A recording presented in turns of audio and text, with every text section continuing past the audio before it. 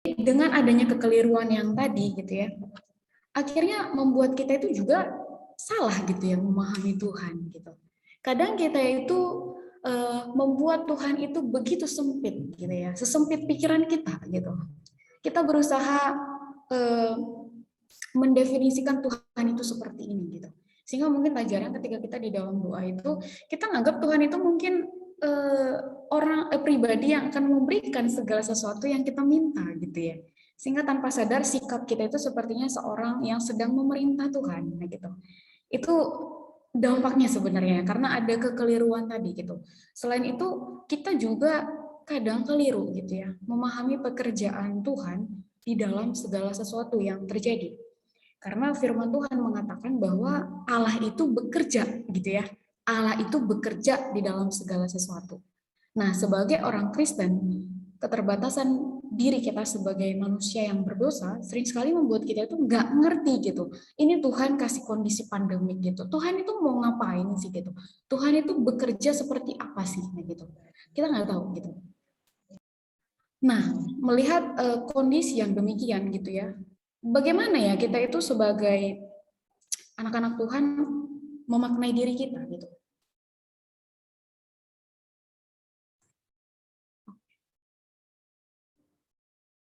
Pertanyaan ini mungkin sering ya diperhadapkan kepada kita. Who am I? Misalnya kalau kakak tanya lah gitu ya, Winandi siapa dirimu?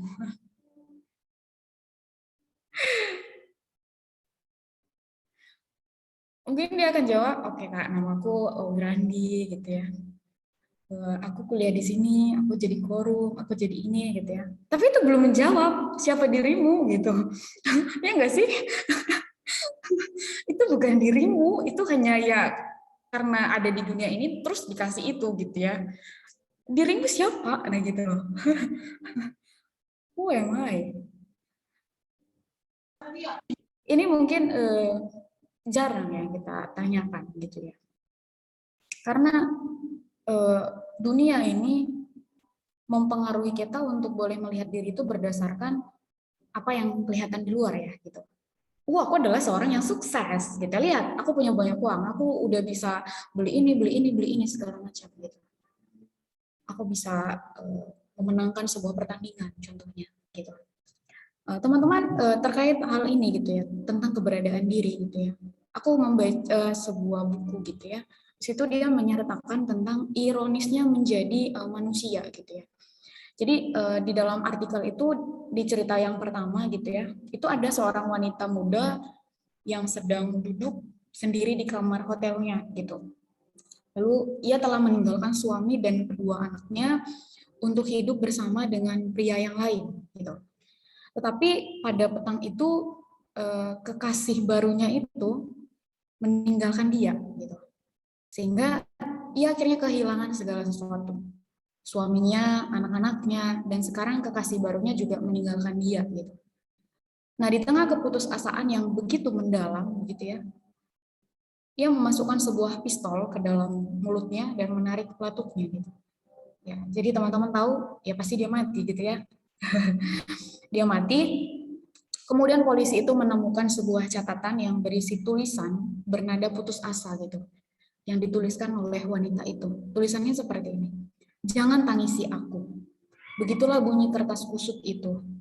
Lalu dituliskan juga, aku bahkan tidak layak lagi disebut sebagai seorang manusia. Gitu. Lalu di peristiwa yang lain terjadi pada petang itu di hotel yang sama nih, gitu ya. Hanya beberapa lantai di bawah kamar wanita yang tadi gitu. Para penganut gerakan zaman baru gitu ya mengadakan pertemuan di salah satu ruangan. Setelah sejumlah pidato yang membangkitkan semangat, maka datanglah seorang selebriti terkenal gitu ya. Dia memimpin kerumunan itu lalu bernyanyi secara serempak. Aku adalah Allah, aku adalah Allah, aku adalah Allah, nah gitu. Dengan lantangnya mungkin ya.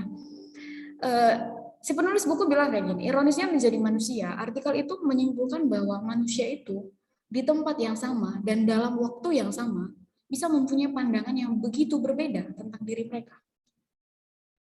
Ya, yang membuat mereka memiliki pandangan yang berbeda, kondisi mereka secara pribadi ya.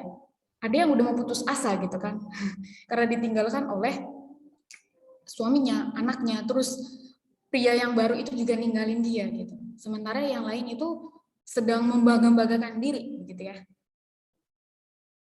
Jadi dari sini kita bisa melihat gitu ya. Ironisnya menjadi manusia itu yang pertama itu kadang kita bilang aku bukan apa-apa, terlalu merendah gitu. Tapi di sisi lain, aku adalah Allah. Ini terlalu meninggi gitu. Jadi ketika kita jatuh kepada ekstrim yang satu, nah itu bisa membuat kita itu terjebak di dalam dosa gitu ya. Dan mungkin akan susah untuk kembali gitu. Aku bukan apa-apa, ini terlalu merendahkan diri gitu ya. Aku adalah Allah, ini terlalu meninggikan diri gitu. Jadi pandangan kedua hal ini sebenarnya sangat mempengaruhi respon kita di dalam menyikapi segala hal yang terjadi gitu ya. Jika kita memandang diri kita dengan benar, maka kita itu akan memiliki respon yang benar dalam menyikapi realita yang ada. Demikian sebaliknya, jika kita salah memandang diri, maka kita akan memiliki respons yang tidak benar atau tidak tepat dalam menyikapi realita yang ada. Gitu. Itu saling berhubungan sebenarnya, teman-teman. Gitu. Itu saling berhubungan. Nah, selain itu ya, ada hal-hal yang lain juga sebenarnya yang mempengaruhi kita sehingga kita itu memiliki cara pandang diri kita itu misalnya kita ekstrim di bagian A gitu ya, aku itu bukan apa-apa gitu, atau kita mungkin ekstrimnya di aku adalah Allah gitu yang terlalu meninggikan diri gitu ya. Apa yang mempengaruhi itu? Di antaranya itu adalah faktor pengalaman yang kita alami misalnya di dalam keluarga gitu ya, pembentukan di dalam keluarga. Misalkan saja ya, kita yang terlahir dari keluarga yang orientasinya itu pada pencapaian gitu ya. Orang tua selalu mendorong kita untuk ayo kejar-kejar gitu ya. Kalau misalnya sekolah harus juara 1, kalau udah kerja harus dapat pekerjaan yang baik, harus punya banyak uang gitu. Mau nggak mau kita itu udah terdidik sebagai seseorang yang hidup ini mencari gitu ya. Sehingga mungkin orientasi kita itu beneran pada achievement gitu ya, kepada pencapaian gitu. Demikian juga misalnya di sisi lain ketika kita misalnya terlahir di tengah-tengah keluarga yang ya sejak kecil itu udah diperhadapkan dengan berbagai macam pergumulan gitu. Karena kondisi keluarga yang ada di dunia ini tuh nggak satu macam ya gitu. Banyak macamnya gitu. Banyak sekali macamnya gitu. Mungkin sudah mengalami penderitaan, terus mungkin kita juga tinggal di lingkungan orang-orang yang tidak terlalu memikirkan karir gitu ya, tidak terlalu memikirkan sekolah gitu ya. Mungkin di kampung kita yang sekolah tinggi itu juga bisa dihitung gitu. Jadi mungkin ya udahlah gini aja lah hidup gitu ya. Gak usah terlalu gimana-gimana lah gitu ya.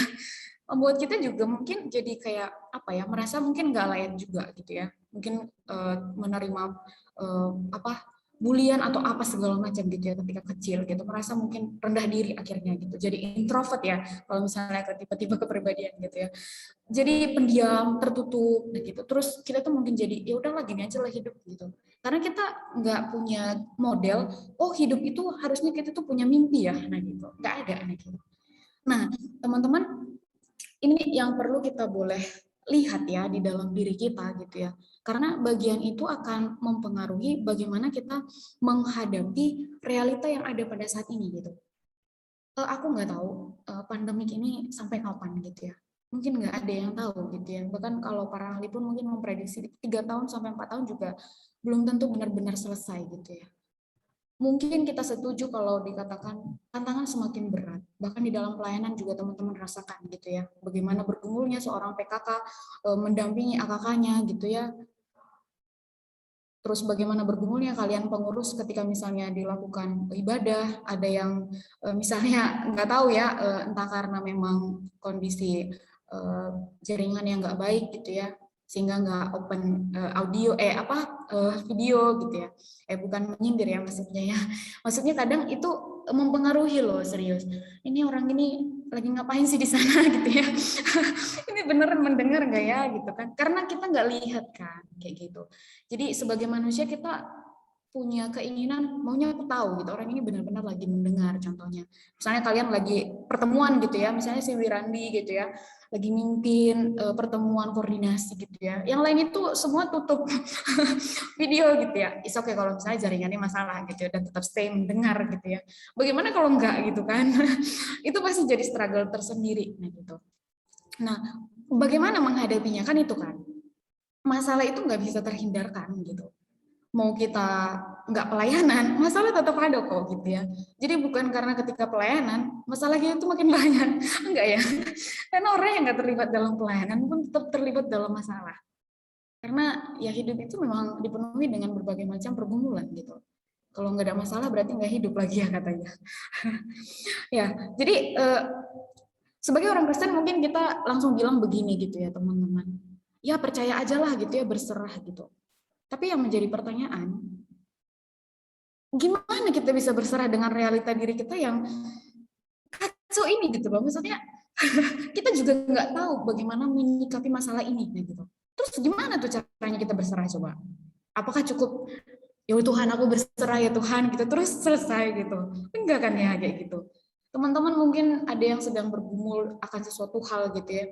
Mungkin sudah berbulan-bulan, bertahun-tahun mendoakannya gitu. Tapi rasanya Tuhan itu nggak dengar gitu. Nah terus respon kita gimana tuh? Bingung kadang ya kayak gitu. Kayak mana sih Tuhan gitu. Jadi hal itu membuat saya berpikir gitu ya. Ini kita perlu lihat satu-satu gitu. Makanya 3 poin yang akan kita renungkan bersama pada malam hari ini. Yang pertama itu, kita itu perlu terlebih dahulu melihat diri menurut cara pandang Allah. Karena tadi di bagian pertama kita udah lihat bahwa ada hubungan antara cara kita memandang diri kita dengan menyikapi segala keadaan yang ada gitu ya. Ada hubungannya itu. Nah gitu. Ketika kita salah memahami siapa diri kita di hadapan Allah gitu ya, maka kita pun keliru itu menghadapi masalah yang ada gitu. Lalu yang kedua itu kita akan coba lihat bagaimana setelah kita melihat diri kita sesuai dengan cara pandang Allah, kita itu menerima diri kita. Memang itulah diri kita, nah gitu loh. Itulah diri kita. Kita perlu berdamai dengan itu, gitu. Nggak boleh menyangkali terus, nah gitu.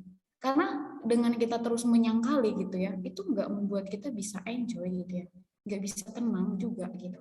Nah, yang ketiga baru nanti kita akan lihat respon seperti apa yang akhirnya kita bisa temukan gitu ya. Ketika kita sudah melihat diri dengan benar menurut cara pandang Allah dan kita menerima gitu ya, maka kita akan menemukan respon yang tepat itu.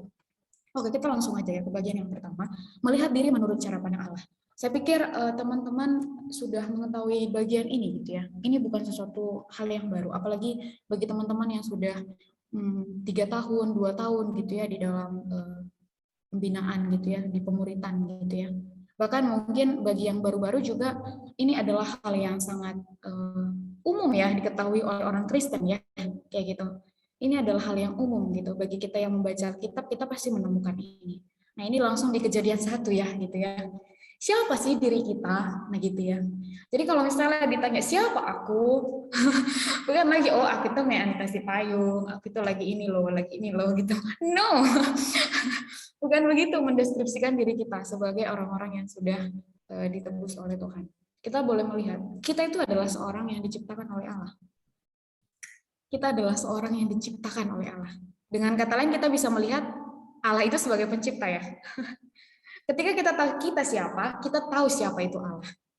Makanya ada seorang hamba Tuhan besar gitu ya yang mengatakan pengenalan akan diri itu sejalan gitu dengan pengenalan akan Allah gitu. Karena kita melihat diri di dalam terang firman Tuhan, di dalam cara pandang Allah itu sendiri gitu. Jadi yang pertama, teman-teman kita perlu sadar gitu ya, atau kita perlu kembali menyatakan kepada diri kita gitu ya. Misalnya, Mei kamu itu adalah seorang ciptaan. Kamu diciptakan oleh Allah. Allah itu penciptamu, nah gitu. Lalu yang kedua, kita juga bisa melihat bahwa berdasarkan Roma 3:23, kita adalah ciptaan yang sudah jatuh ke dalam dosa, gitu ya. Kita adalah ciptaan yang sudah jatuh ke dalam dosa.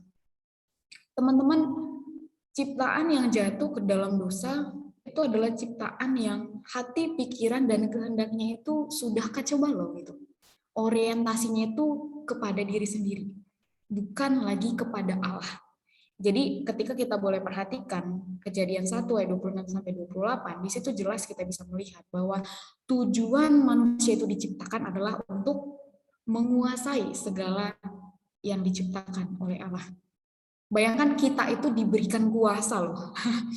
Kita itu diberikan kuasa gitu. Kita manusia yang begitu kecil jika dibandingkan dengan alam semesta ini, tapi kita itu diberikan kuasa oleh Allah untuk menguasainya.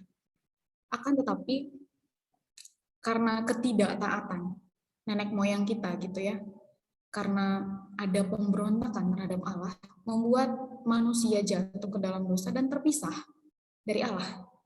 Teman-teman pasti sudah tahu hal ini gitu. Saya hanya mengajak kita untuk boleh kembali mengingat siapa sih diri kita gitu ya. Lalu di dalam anugerah Tuhan yang begitu besar, Yohanes 3:16 kita pasti sudah sangat hafal gitu ya. Kita itu adalah orang-orang yang dikasihi Allah. Sehingga Allah itu menebus kita melalui anaknya yang tunggal ya, Tuhan kita Yesus Kristus. Dengan adanya karya penebusan Allah, maka kita itu kembali memiliki relasi dengan Allah. Kita itu berharga. Teman-teman boleh perhatikan antara yang keempat dengan yang kedua. Kadang kita mengalami pergumulan di bagian ini gitu. Ketika misalnya kita sedang diperhadapkan dengan suatu kegagalan gitu ya, sulit melihat diri itu berharga gitu ya. Kecenderungannya itu kita melihat diri kita, aduh aku memang nggak bisa apa-apa ya, nah gitu. Tapi ingat ini, kita itu adalah milik kepunyaan Allah dan kita itu berharga di hadapan Allah. Yang selanjutnya, berdasarkan Ibrani 12 ayat 5 sampai 11, kita bisa melihat bahwa kita ini yang sudah dikasihi ditebus oleh Allah merupakan ciptaan yang baru. Perhatikan ya, kita adalah ciptaan yang baru di dalam siapa? Di dalam Kristus. Dan di dalam Kristus, di dalam proses menjadi manusia baru, menjadi ciptaan baru, Allah itu menyediakan sebuah konteks, sebuah sarana gitu ya, sebuah kehidupan untuk kita itu bisa mengalami pembentukan dan pelatihan. Tujuannya apa? Untuk kita boleh kembali memiliki keserupaan dengan Kristus. Semakin serupa gitu ya. Ya, seumur kita selama kita hidup di dunia ini, tentu ini menjadi sebuah proses karena itu akan disempurnakan oleh Allah ketika kedatangan Tuhan Yesus kedua kalinya begitu ya. Jadi ini adalah keberadaan diri kita, teman-teman. Lalu yang ketiga, yang terakhir itu, kita itu hidup karena kasih karunia oleh iman. Oleh iman. Ini kita perlu perhatikan dengan baik-baik gitu ya. Karena di bagian Efesus 6 gitu ya, Paulus itu kan katakan tetap kuatlah di dalam Tuhan gitu ya. Pakailah segala perlengkapan rohani dan salah satunya itu adalah perisai iman gitu ya untuk mengalahkan segala tipu muslihat si iblis itu gitu. Ini adalah bagian yang Allah anugerahkan. Iman adalah anugerah ya. Iman ini bukan hasil usaha kita gitu ya. Bukan. Iman itu adalah anugerah gitu. Jadi setidaknya ada berapa ini ya? 1, 2, 3, 4, 5, 6 gitu ya. Ada 6 yang menurut saya itu sangat penting gitu ya untuk kita boleh ingat gitu ya tentang keberadaan diri kita sebagai orang-orang yang sudah ditebus oleh Allah. Jadi di tengah-tengah segala pergumulan yang ada, kita perlu mencoba melihat diri kita kepada realita ini gitu ya. Aku adalah ciptaan yang sudah jatuh ke dalam dosa gitu ya. Jadi wajar saja kalau aku itu masih jatuh bangun gitu karena memang aku berdosa. Tapi aku itu adalah orang yang berharga di hadapan Allah. Nah, ini akan membawa kita kepada sebuah interaksi dengan Allah itu sendiri ya. Jadi melihat diri menurut cara pandang Allah itu akan membawa kita kepada relasi yang baru dari hari ke hari dengan Allah begitu. Dan tentu konteks hidup yang kita hadapi, pergumulan hidup yang kita hadapi, itu yang Allah gunakan, itu menjadi sarana yang Allah gunakan untuk kembali menyadarkan kita, kamu siapa? Dengan demikian kita juga semakin mengenal Allah itu. Oh iya Tuhan, Kau itu adalah Allah pemilik hidupku. Di tengah-tengah kondisi di mana kita itu sepertinya ingin sekali mengontrol segala sesuatunya gitu ya. Kita ingin segala sesuatunya itu berjalan sesuai dengan pikiran kita. Ketika misalnya hal itu tidak terjadi, kita mungkin agak down gitu ya. Tapi di dalam interaksi kita dengan Allah, Allah itu kembali mengingatkan kita, hai anakku, kau adalah milikku. Yang menjadi pemilik hidupmu itu adalah aku yang menghandle. Jadi dengarlah pimpinanku, lihatlah bagaimana aku menunjukkan jalanku kepadamu. Nah gitu. Itu akan menjadi sebuah interaksi yang hidup gitu ya dengan Allah. Itu yang pertama, teman-teman.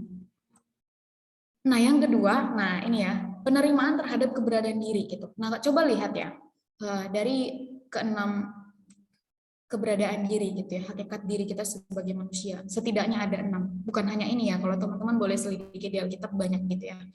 Allah itu mendefinisikan atau menjelaskan kita itu sebagai apa gitu ya. Tapi setidaknya berdasarkan 6 hal ini gitu. Di tengah-tengah kondisi yang teman-teman sedang hadapi pada saat ini, kira-kira keberadaan hidup yang mana teman-teman itu susah gitu untuk menerimanya gitu. Apakah kita itu bisa menerima kalau kita itu adalah seorang yang dikasihi oleh Allah? Di tengah-tengah segala pergumulan yang ada pada saat ini, apakah kita itu bisa melihat diri kita, oh kamu itu adalah berharga di hadapan Allah. Kamu adalah seorang yang dikasihi Allah. Kamu itu adalah milik Allah. Kamu itu adalah ciptaan baru yang memang sekarang lagi mengalami pembentukan gitu. Kita coba melihat ke diri kita masing-masing gitu ya. Mungkin ini akan secara personal gitu ya, karena konteks hidup yang kita jalani itu tidak sama begitu ya teman-teman. Jadi pergumulannya juga pasti nggak persis sama gitu ya.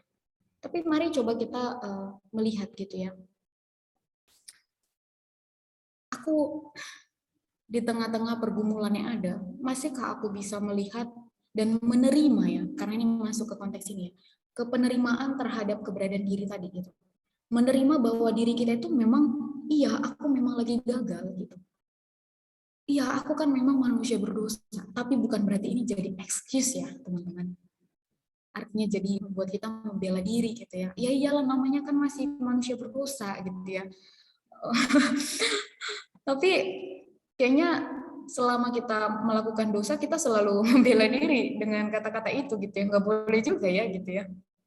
Saya pikir di dalam relasi yang intim dengan Tuhan akan membuat kita juga akan gelisah ya ketika kita memang sedang jatuh dalam dosa gitu ya. Jadi kita nggak membela diri, tapi sikap kita itu pada akhirnya adalah ya tunduk di hadapan Tuhan gitu, bukan malah membanggakan diri gitu ya, bukan malah sombong gitu ya, agak mau aku gitu ya.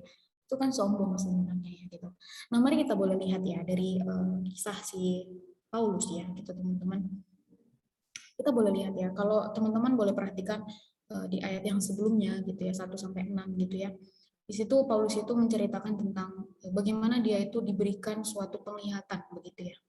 Tapi sebenarnya Paulus itu bilang ini sebenarnya terpaksa loh aku ngasih tahu ini gitu. Tapi memang pada masa itu dia perlu menyampaikan hal itu kepada jemaat Korintus gitu ya. Seperti yang kita ketahui jemaat Korintus yang begitu apa ya istilahnya punya banyak masalah lah gitu ya di dalam gerejanya gitu ya, tengah-tengah jemaat gitu ya. Apalagi kondisi wilayah mereka itu istilahnya sangat strategis untuk perdagangan gitu ya. Jadi pasti banyak orang-orang hebat, banyak orang-orang kaya sehingga kecenderungan untuk kesombong itu bangkit gitu ya. Itu hidup di dalam diri jemaat yang di Korintus gitu. Jadi cara si Paulus itu untuk mengajar jemaat supaya tidak membanggakan diri gitu ya, dengan cara seperti ini gitu. Kita boleh lihat ya. Dia mengatakan aku supaya aku jangan meninggikan diri gitu ya dari karena pernyataan-pernyataan yang luar biasa itu gitu ya. Mungkin teman-teman secara pribadi boleh mengganti pernyataan-pernyataan ini gitu ya. Supaya aku nggak meninggikan diri karena aku sudah mencapai sesuatu hal gitu ya. Maka aku itu diberi suatu duri di dalam dagingku. Nah, perihal duri di dalam daging ini sebenarnya menjadi banyak tafsiran sih ya dari para ahli gitu ya. Ada yang mengatakan oh ini di dalam kesehatannya gitu ya. Ada yang mengatakan oh dia itu duri dalam dagingnya itu selalu diperhadapkan dengan kesusahan, kesulitan gitu. Aku pikir ini nggak terlalu masalah gitu, tapi yang pasti ini adalah sebuah kelemahan. Nah, ini adalah sebuah kelemahan. Nah, mari teman-teman melihat diri sendiri gitu ya. Aku diberi suatu kelemahan di dalam diriku gitu, supaya aku itu nggak meninggikan diri gitu. Lalu Paulus itu bilang, dengan adanya duri itu, bukan berarti dia itu tenang-tenang aja sebenarnya gitu ya. Maksudnya diberikan kelemahan terus dia santuy-santuy aja gitu ya, langsung terima-terima aja gitu ya. Enggak gitu. Perhatikan ya, dia katakan aku memintanya loh gitu. Aku memintanya itu 3 kali berseru kepada Tuhan. 3 kali ini mungkin menunjukkan ini ya. Dia tuh terus-menerus meminta sama Tuhan gitu. Supaya duri di dalam daging itu bisa diangkat oleh Tuhan gitu. Diangkat oleh Tuhan gitu. Tentu teman-teman sebagai manusia kita juga ingin lah ya gitu. Maunya pergumulan kita ini segera berakhir gitu ya. Segala kelemahan-kelemahan kita tuh maunya bisa teratasi gitu ya. Tapi menariknya ya, di dalam pergulatan Paulus dengan Tuhan gitu ya, di dalam interaksinya dengan Tuhan, maka dia kembali diingatkan dengan bagian ini. Cukuplah kasih karuniaku bagimu, sebab justru dalam kelemahanlah kuasaku menjadi sempurna. Maka sebab itu, kata Paulus, terlebih suka aku bermegah atas kelemahanku, supaya apa? Kuasa Kristus itu turun menaungi aku. Lalu selanjutnya dia katakan, karena itu aku senang. Ada penerimaan ya teman-teman. Aku senang dan aku rela di dalam kelemahan. Tapi ada alasannya loh, kenapa dia senang. Jadi ini bukan istilahnya langsung, oh ya udah lagi memang lemah, ya udah terima aja, nah gitu. Enggak gitu. Dia bergumul, dia bergulat, sama seperti kita. Tapi yang buat dia senang itu adalah perkataan Tuhan ini. Kuasa Kristus itu lebih bermanfaat bagi pertumbuhan imannya daripada kelemahan-kelemahan itu gitu. Jadi it's okay aku berada dalam kelemahan.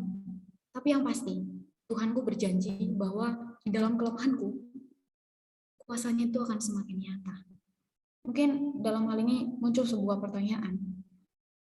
Sebagai orang percaya, apa sih sebenarnya yang kita inginkan gitu ya di dalam relasi kita dengan Tuhan? Bukankah ketika kita bisa menemukan itu menjadi sesuatu hal yang sangat membuat kita itu bahagia gitu. Bisa merasakan rangkulan Tuhan gitu ya. Ini dengan cara apa? Ini pasti iman ya yang berfungsi di sini ya. Karena kita nggak bisa melihat gitu ya. Kita nggak bisa lihat loh. Tapi Allah memberikan Roh Kudusnya gitu ya. Sehingga roh Allah itu boleh menyatu dengan roh kita. Nah ini kita pahami sebagai orang-orang yang sudah lahir baru gitu ya. Kita diberikan roh kudus. Sehingga connect dengan firman gitu ya. Jadi bukan karena diri kita. Gitu. Itu makanya Paulus itu kan di dalam Filipi 3 itu katakan apa? Yang ia kehendaki itu teman-teman adalah mengenal Allah. Dari situ saya boleh melihat bahwa ya tujuan hidupnya itu mengenal Allah. Dengan dia mengenal Allah, maka dia akan mengenal dirinya dengan baik. Maka dia akan menjadi manusia yang sejati, manusia sebagaimana yang dipikirkan oleh Allah sebagai manusia gitu ya. Jadi dari sini kita bisa sama-sama lihat ya, penerimaan terhadap keberadaan diri itu memang nggak mudah gitu ya, ada proses. Karena Paulus juga ngalamin itu nih. Melalui pergulatan dengan Allah gitu. Dia meminta supaya kelemahannya itu diangkat gitu ya. Tapi Tuhan bilang, enggak gitu. Justru aku mau gunakan kelemahan itu untuk boleh menyatakan kuasaku kepadamu. Nah gitu loh. Jadi teman-teman, it's okay jika saat ini teman-teman mungkin merasa, aduh aku kok banyak banget ya kelemahanku ya gitu. Kok banyak banget ya pergumulanku ya gitu. Tuhan itu kok nggak pernah angkat ya gitu. Kok aku nggak dapat ini ya, nggak dapat ini ya gitu. Mungkin teman-teman selama pandemik ini ada begitu banyak rencana yang gagal gitu ya. Tapi coba sekali lagi kita boleh mengaitkannya dengan apa yang Tuhan katakan kepada Paulus ini gitu ya. Tuhan yang mengenal kita itu adalah Tuhan yang tahu untuk bisa mengelola kelemahan kita gitu ya. Jadi kelemahan itu bukan sebuah kutuk sebenarnya. Karena pada dasarnya kita memang diciptakan dengan ada kelemahan dan ada kelebihan begitu ya. Tujuannya apa ya, supaya kita saling melengkapi sebenarnya sebagai anggota tubuh Kristus gitu ya. Nah, itu yang kedua teman-teman. Jadi mari kita boleh melihat ke diri kita gitu ya masing-masing, di bagian sisi mana gitu ya diri kita yang kita belum bisa terima sebenarnya anak itu. Mari lewat perenungan pada malam hari ini kita boleh berdamai dengan Allah dan berdamai dengan diri sendiri gitu. It's okay kalau memang lagi nggak oke gitu. Karena memang pada dasarnya kita nggak oke. Kita memang udah berdosa, kembali ke sini ya. Tapi bukan berarti itu jadi excuse atau jadi membuat kita membela diri, alasan-alasan gitu ya. Enggak gitu. Tapi ketika kita mengatakan, iya aku masih berdosa. Nah di situ ada suatu kondisi yang memang bergumul akan dosa itu gitu. Bukan berarti sedang menikmati dosa itu, kalau memang itu dosa gitu ya. Atau kelemahan itu gitu. Kita lagi bergumul gitu. Kita enggak lagi mengabaikannya gitu. Hal ini yang akan menolong kita bisa memiliki sikap yang benar sih di dalam menghadapi realita yang ada pada saat ini. Ya, kita masuk ke selanjutnya. Nah, teman-teman mungkin bertanya, ya gimana ya caranya supaya kita itu bisa menerima diri gitu ya? Gimana ya caranya supaya kita itu menerima diri gitu? Tadi kan Paulus menceritakan bagaimana dia itu bergulat gitu ya, bagaimana dia itu bergumul dengan Allah dengan cara berdoa gitu ya. Nah, di sini saya boleh melihat kita perlu memiliki jiwa yang terbuka di hadapan Allah gitu ya. Yang memang seperti yang dikatakan Daud ya di dalam Mazmur 51 tentang pengakuan dosanya ketika dia sudah berdosa terhadap Batsheba gitu ya. Maksudnya dia berzina gitu ya, dia berdosa di hadapan Tuhan, dia akan terbuka ya gitu. Ya memang, ya Tuhan, aku itu berdosa di hadapan. Aku bergumul. Nah, itu pernyataan dia itu. Aku bergumul Tuhan. Itu adalah sebuah relasi yang jujur ya teman-teman. Buka diri di hadapan Tuhan. Gitu. Mungkin kita itu susah membuka diri di hadapan manusia. Karena apa? Karena ada ketakutan orang itu akan menilai kita lemah. Karena ada ketakutan orang itu akan menilai kita, halah, cuma kayak gitu aja pun, nah gitu kan, cemen lah, nah gitu ya bahasa-bahasa kita biasa ya, gitu ya. Mungkin itu buat kita jadi takut untuk terbuka dan jujur gitu. Tapi dalam hal ini saya mengajak kita untuk boleh terbuka dan jujur di hadapan Tuhan gitu. Ya Tuhan nggak mungkin kasih tahu ke orang lain lah ya gitu ya. Misalnya aku lagi pengakuan dosa terus Tuhan tiba-tiba kasih tahu ke Putri misalnya, si Mei itu ternyata begini-begini loh. Enggak ya kayak gitu. Tuhan itu bukan manusia gitu ya. Bukan manusia gitu. Jadi sama seperti yang dilakukan oleh para pemazmur gitu ya. Teman-teman boleh lihat di Mazmur 51 ayat 19 itu adalah sebuah firman yang menurut saya secara pribadi begitu indah, karena di situ dikatakan, hati yang hancur, hati yang remuk itu tidak dipandang hina oleh Allah. Tapi itu menjadi sebuah persembahan yang berkenan kepada Allah. Karena memang pada dasarnya Allah itu menginginkan supaya kita itu selalu bergantung ya kepadanya. Teman-teman mungkin ingat bagaimana kisah anak yang hilang ya. Bagaimana bersuka citanya si bapak ya ketika anaknya itu datang. Saya pikir demikian juga Allah. Ketika kita datang menghampiri dengan segala kerapuhan, dengan segala keterbatasan yang ada di dalam diri kita, Allah itu sangat senang dan ia istilahnya merentangkan tangannya gitu ya. Seperti ingin memeluk kita, memeluk kita yang sudah, oh Tuhan gimana ini gitu. Begitu bergumul dengan kondisi ini. Tapi ini ya teman-teman, terbuka dan jujur. Bagi kita yang mungkin tipe orang yang sulit terbuka gitu, ini mungkin agak bergumul gitu ya. Ya sama, dulu juga saya tidak begitu mudah untuk menjalankan bagian ini gitu ya. Tapi mencoba gitu ya, dan melatih diri gitu ya, pelan-pelan gitu, mencoba mencurahkan segala sesuatunya di hadapan Tuhan gitu ya, pelan-pelan gitu. Ceritain apa yang teman-teman boleh alami. Dengan demikian ada pendamaian gitu ya dengan Allah dan juga dengan diri gitu. Dan kita juga bisa mengampuni diri kita pada akhirnya. Karena masalahnya banyak orang itu susah juga ya mengampuni dirinya sendiri gitu. Karena kondisi dirinya sendiri nah gitu ya. Kadang jadi menyalahkan diri misalnya gitu ya. Nah, di sini saya boleh melihat bahwa obat dari semuanya itu yaitu dengan cara mari kita sama-sama boleh memiliki jiwa yang terbuka dan hati yang jujur di hadapan Tuhan. Ya, teman-teman nanti boleh cek Mazmur 73, Mazmur 51, Mazmur 56. Di situ adalah ada doa yang begitu jujur ya. Tuh. Para pemazmur itu begitu jujur di hadapan Tuhan. Apa yang dia alami dia curahkan di hadapan Tuhan. Itu yang akan menolong para pemazmur dan kita gitu ya bisa merespon realita yang ada itu dengan cara yang benar. Karena kita itu datang kepada Allah yang menghandle segala sesuatu yang terjadi.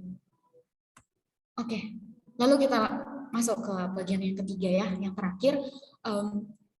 Setelah kita boleh melihat kembali realita diri kita di hadapan Allah dan kita pelan-pelan ya, karena ini adalah sebuah perjalanan seumur kita hidup teman-teman, mengenal diri dan mengenal Tuhan. Kita pelan-pelan mencoba menerima, oke, it's okay, memang hari ini masih gagal, it's okay. Ayo belajar lagi gitu ya.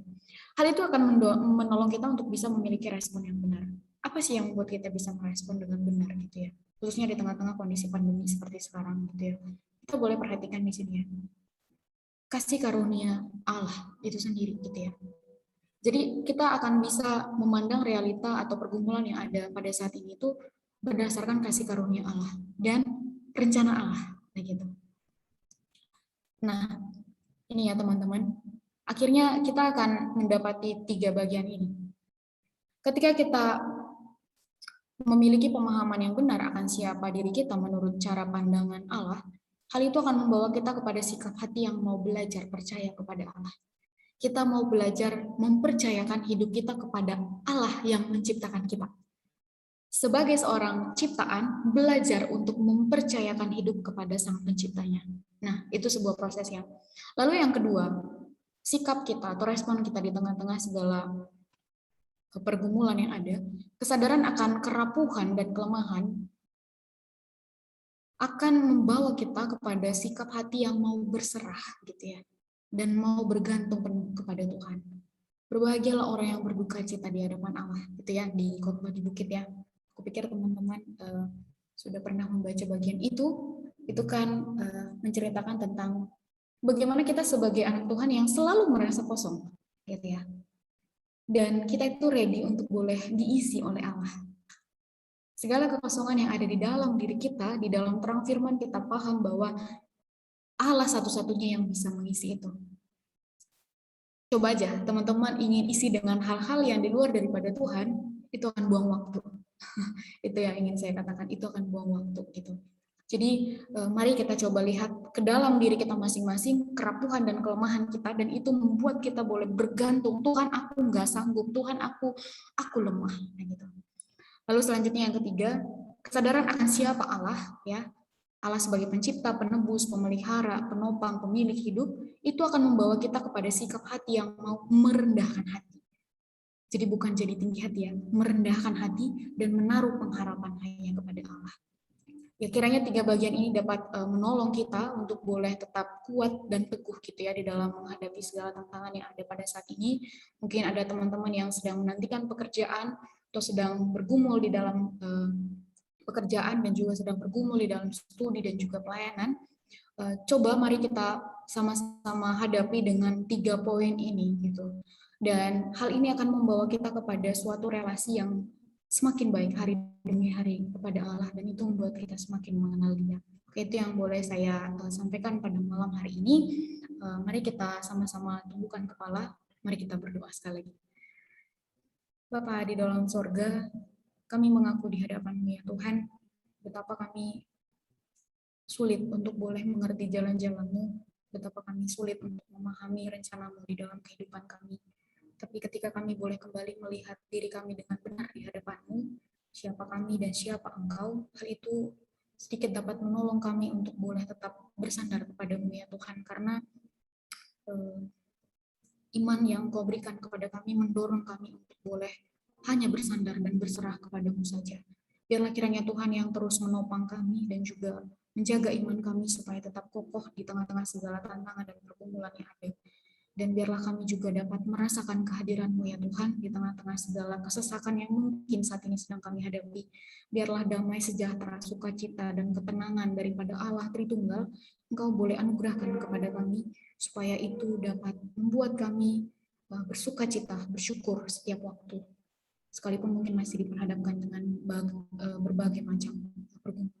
Inilah kami anak-anak-Mu Tuhan, Engkau tahu betapa kami lemah, betapa kami rapuh. Tapi kami percaya sesuai dengan firman-Mu, hati yang rapuh, hati yang lemah, hati yang hancur, itu adalah persembahan yang berkenan di hadapan-Mu. Karena itu terimalah doa kami dan mampukan kami untuk boleh tetap berharap dan percaya kepada-Mu. Di dalam nama anak-Mu Tuhan Yesus kami berdoa dan mengucap syukur kepada Engkau. Amin.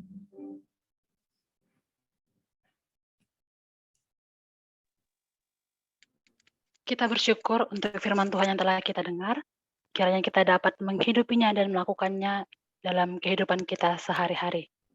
Saat ini kita akan menyaksikan pelayanan tim Perban kepada Bapak Paulus Tarigan. Saya persilakan. Shalom. Terima kasih, Jess. Shalom, Pak. Shalom.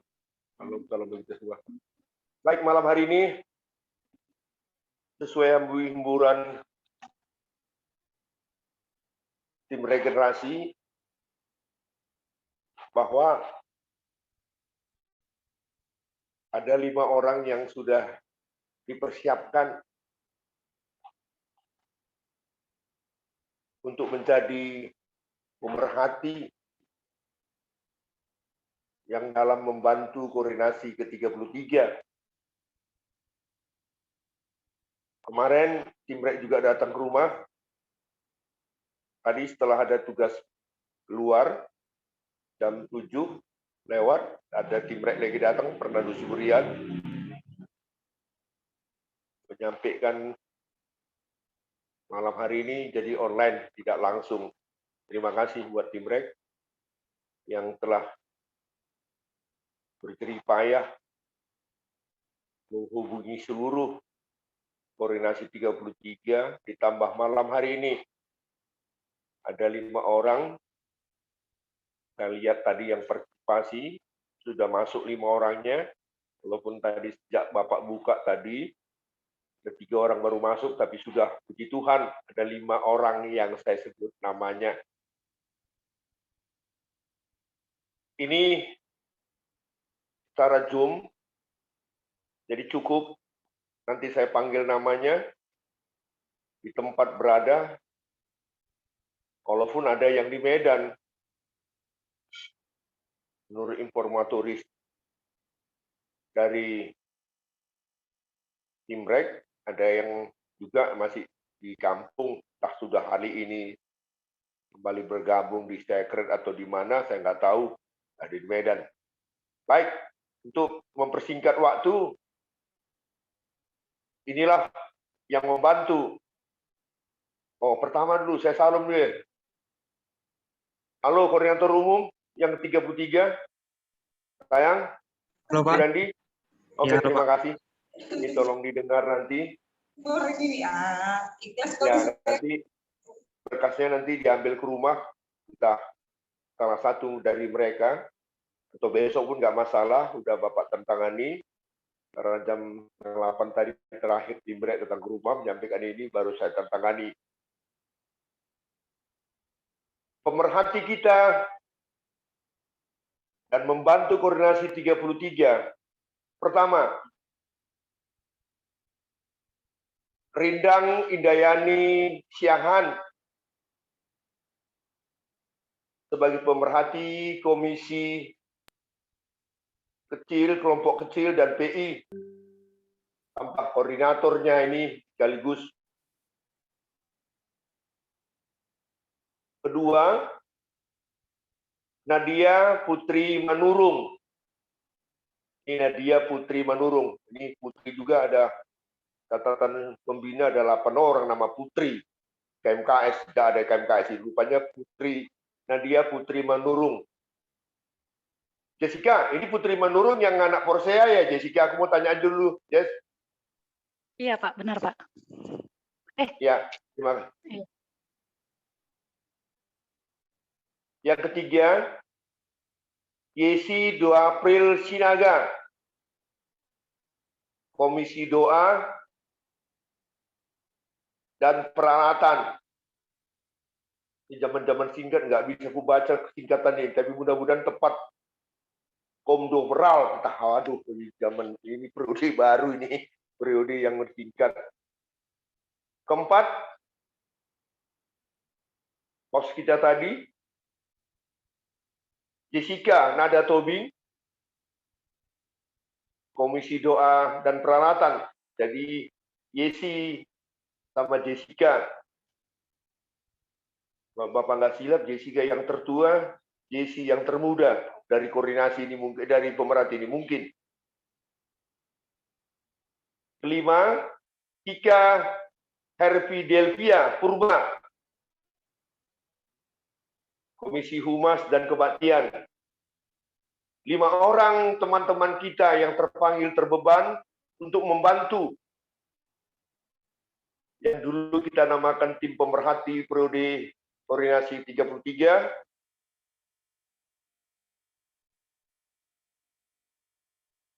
Atas nama Bapa, Anak, Putranya yang kudus, dan Roh Kudus, resmilah teman-teman kita bekerja untuk terpanggil membantu pemerhati. Kutipan dari tim pemerhati kepada mereka yang berlima, Yohanes 20 ayat 21. Maka kata Yesus sekali lagi, damai sejahtera bagi kamu, sama seperti Bapa mengutus aku, demikian juga sekarang aku mengutus kamu. Kita berikan aplaus kepada teman-teman kita. Demikianlah pemerhati ini diresmikan pembina KMKS untuk prodi ke-33. Terima kasih, selamat berkarya, selamat bekerja masa pandemi. Seperti dibilang Burus Payung tadi Melita, jangan lemah, semangat. Ya, semangat. Bapak sudah tua gini pun semangat tetap melayani di tengah-tengah pandemi apapun, walaupun dilarang ibu keluar kota. Ya, hanya dilarang aja sementara, tapi nanti diberikan Tuhan lah. Ya, PPKM yang darurat level 1, 2, 3, 4 ini resmi bisa diterobos lah, bisa baik. Demikian, sekian dan terima kasih. Shalom bagi kita semua. Terima kasih Jess. Langsung Jess. Lanjut. Pak, shalom Pak. Shalom Pak. Ya, kita bersyukur untuk pelantikan tim perban. Saat ini kita akan menaikkan doa-doa permohonan kita. Sebelum berdoa, mari bernyanyi dari lagu pujian kita yang ketiga. Bila kau rasa gelisah di hatimu, bila kelam kabut tak menentu hidupmu, ingat masih ada seorang penolong bagimu, Yesus tak pernah jauh darimu. Kita bernyanyi.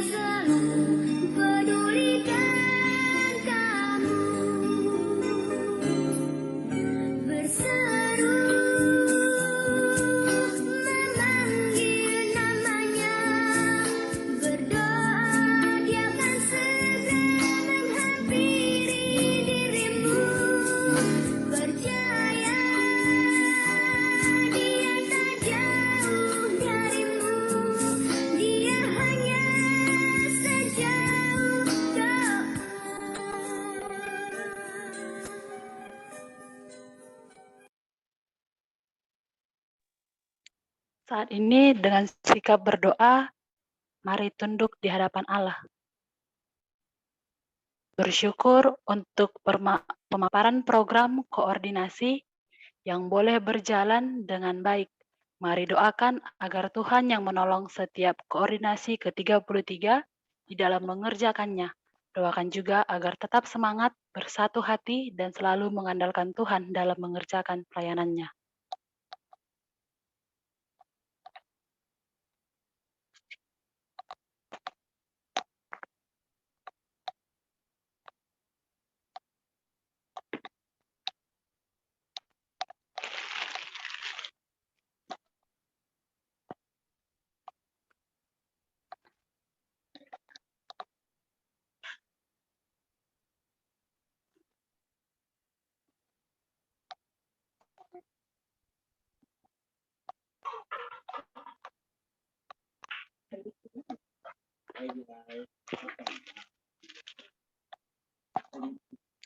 Bersyukur untuk tim pembantu dan pemerhati K33 yang sudah dilantik. Mari doakan agar setiap mereka boleh tetap semangat dan mengandalkan Tuhan dalam mengerjakan pelayanannya. Ya, cukup itu aja. Oke lah. Ini boleh ya, makasih ya.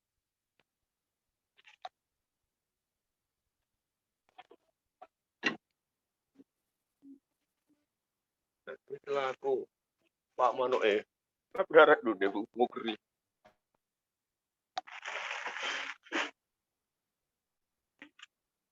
Berdoa untuk setiap elemen agar selalu bersyukur dan tetap setia di dalam doa-doanya, di dalam kondisi saat ini, dan doakan juga agar setiap elemen selalu berserah dan berpengharapan kepada Tuhan di tengah-tengah situasi saat ini secara khusus dalam kondisi pandemi ini.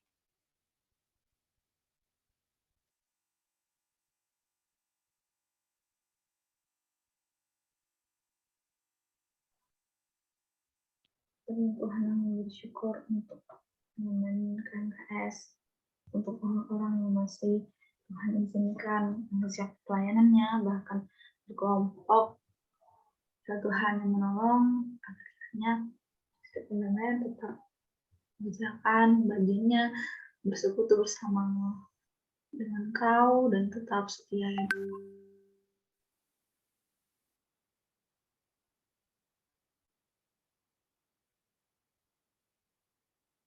Berdoa untuk keluarga dari Bang Sahat Lumban Toruan dan Kak Damaris Manro yang sedang berduka atas meninggalnya orang tua laki-laki. Mari doakan agar keluarga yang ditinggalkan tetap semangat dan kuat, dan penghiburan yang daripada Tuhan yang menghiburkan hati setiap keluarga.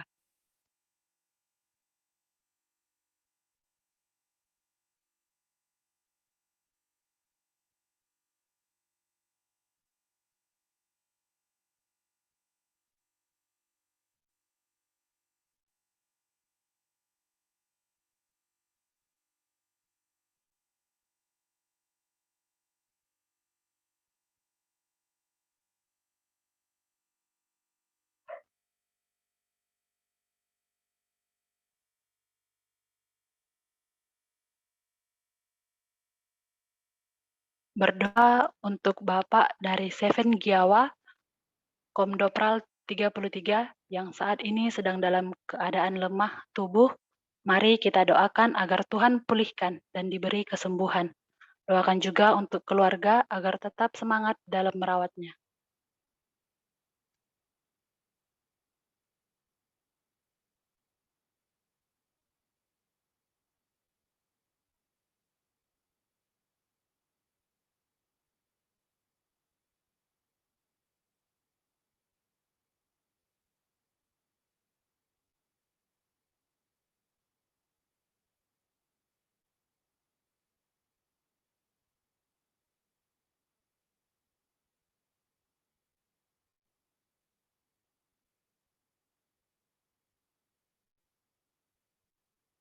Berdoa untuk setiap masyarakat yang berdomisili di sekitaran Gunung Merapi, Kabupaten Magelang, Jawa Tengah, yang terdampak hujan abu akibat erupsi Gunung Merapi.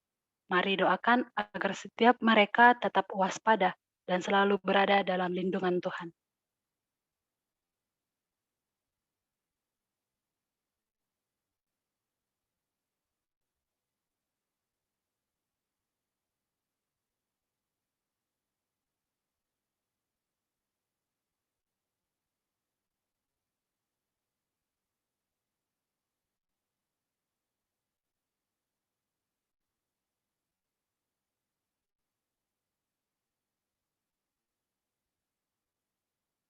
Berdoa untuk setiap korban yang terdampak longsor akibat hujan di Gang Lau Bawang, Kelurahan Padang Mas, Kabanjahe.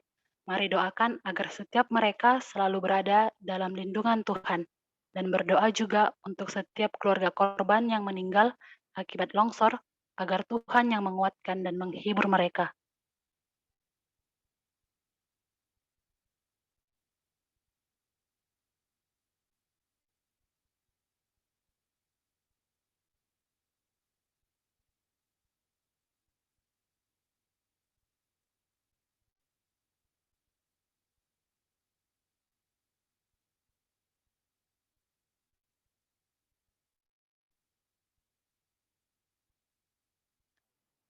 Berdoa untuk kebaktian KMKS minggu depan dengan tema Yohanes Murid Kristus. Dengan pembicara kita ada Bang Tohab Simangunsong. Mari doakan agar ibadah berjalan dengan baik dan setiap elemen boleh rindu untuk mengikutinya.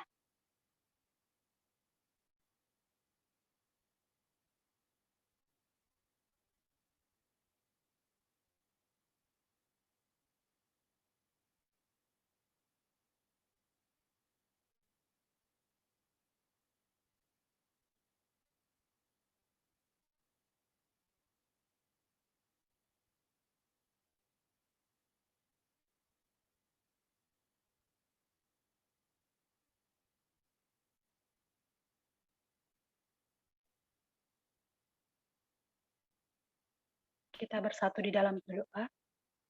Tuhan, kami bersyukur untuk ibadah kami pada malam hari ini. Kami bersyukur untuk setiap lagu pujian, penyembahan, bahkan doa-doa kami yang boleh kami sampaikan kepadamu. Kiranya Tuhan ajarlah kami untuk boleh beriman, untuk boleh mempercayai bahwa Tuhan akan menjawab doa-doa kami indah pada waktunya. Ajar kami untuk nantiasa berharapan hanya kepadamu. Bapa, bentar kami akan melanjutkan ibadah jam doa kami, kiranya Engkau memberkatinya hingga pada akhirnya. Ini kami anak-anakmu Tuhan, dalam Kristus Yesus kami berdoa dan mengucap syukur. Amin. Tibalah kita di penghujung ibadah kita. Kami segenap pelayan yang melayani pada malam hari ini tidak bosan-bosannya mengundang teman-teman untuk mengikuti ibadah jam doa kita 2 minggu ke depan dan kebaktian kita di minggu depan. Dan selesai dari ibadah jam doa ini, kita juga akan mengadakan sermon. Diharapkan untuk teman-teman tidak langsung keluar. Ya, teman-teman, firman Tuhan yang boleh kita kerjakan di dalam hidup kita pada malam hari ini ada 3, yaitu mari melihat diri menurut cara pandang Allah. Dan yang kedua, mari melakukan penerimaan diri terhadap diri sendiri. Sehingga ketika kita boleh menerima diri kita, maka respon kita adalah respon yang baik di dalam menyikapi segala sesuatunya. Dan firman Tuhan, cukuplah kasih karuniaku bagimu, sebab justru dalam kelemahanlah kuasaku menjadi sempurna. Saat ini mari menyatakan komitmen kita dari lagu pujian kita yang keempat. Bukan dengan kekuatanku, ku dapat jalani hidupku. Tanpa Tuhan yang di sampingku, ku tak mampu sendiri. Dan di akhir lagu saya mengundang Kak Mianita untuk membawakan doa penutup dan menyanyikan lagu Bapa Terima Kasih. Kita bernyanyi.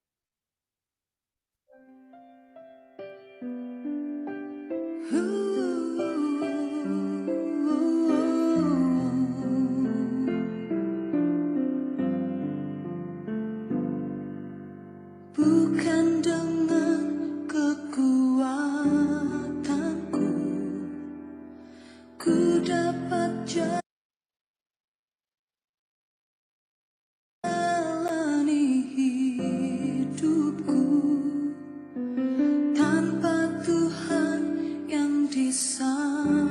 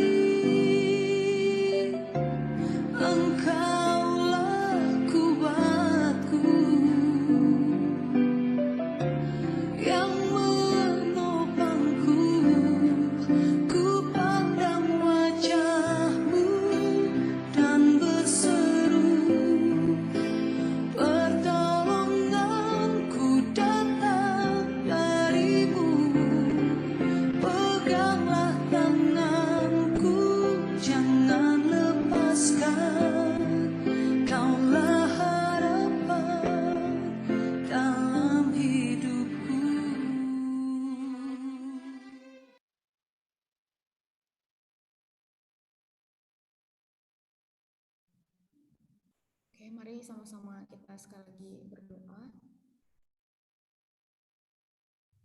Bapa di dalam surga, saat ini kami sekali lagi datang ke hadapan-Mu, mengakui akan segala keterbatasan kami dan kelemahan kami di dalam menjalani hidup ini. Namun di dalam semuanya itu kami percaya bahwa Engkau adalah Allah yang akan bekerja di dalam segala kelemahan kami, dan di dalam hal itu kami boleh rasakan dan mengalami kuasa-Mu yang menguatkan kami, yang meneguhkan hati kami, dan juga yang terus mendampingi kami di dalam setiap musim hidup yang kami boleh jalani. Tolong kami supaya kami terus boleh sadar siapa kami di hadapan-Mu, sehingga dengan kesadaran yang demikian, membuat kami sungguh-sungguh terus menempel kepadamu, sebagaimana ranting dengan pokoknya ya Tuhan. Biarlah kami boleh meyakini dan mempercayai bahwa satu-satunya pertolongan kami, tempat perteduhan kami, dan tempat perlindungan kami hanya pada Allah yang telah menyelamatkan jiwa kami. Biarlah hidup kami boleh berkenan di hadapan-Mu Tuhan. Kami bersyukur sekali lagi untuk ibadah yang boleh kami nikmati pada malam hari ini. Kiranya segala pujian, segala doa, bahkan firman yang boleh kami sama-sama pelajari, boleh berkenan di hadapan-Mu Tuhan. Kiranya ini dapat menjadi sebuah persembahan yang hidup dan berkenan di hadapan Tuhan. Dan kami juga mau menyerahkan untuk tim pemerhati dan juga yang akan menolong koordinasi di dalam menjalankan pelayanan mereka dalam periode ini. Mohon kiranya Tuhan memberi kesatuan hati kepada seluruh pemerhati bersama dengan koordinasi di dalam menjalankan apa yang menjadi kehendak-Mu di tengah-tengah pelayanan kami selama satu periode ke depan.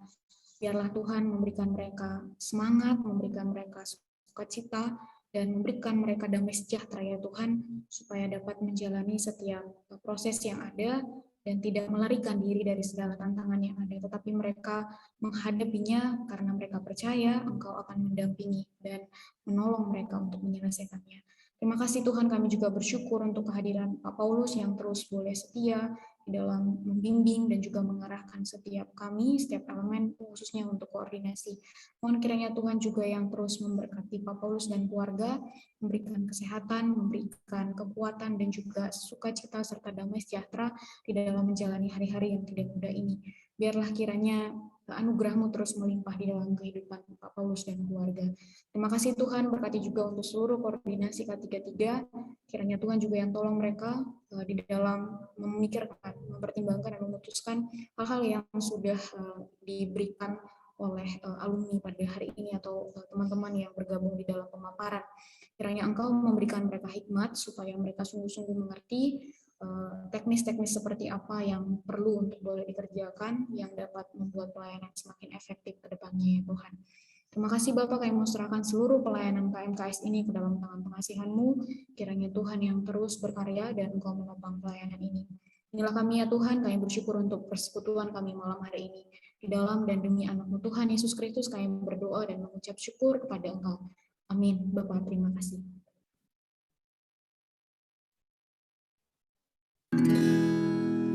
Bapa, terima kasih.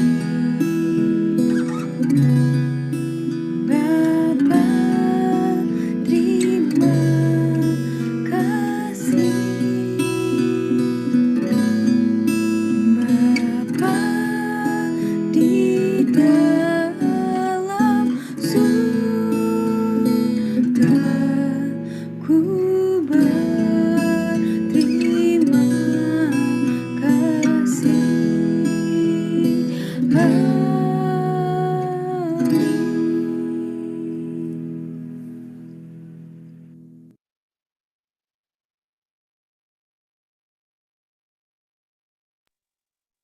Terima kasih, Mei. Sudah doakan Bapak, Mei. Tuhan berkati, Mei ya. Sama-sama Ya. Pak. Bapak Ya, sehat, Pak. makasih. Sehat. Salam. Oke, Pak. Nanti kita ngomong lagi Siap. lah. Ikuti terus Tuhan aja dulu. berkati, Pak.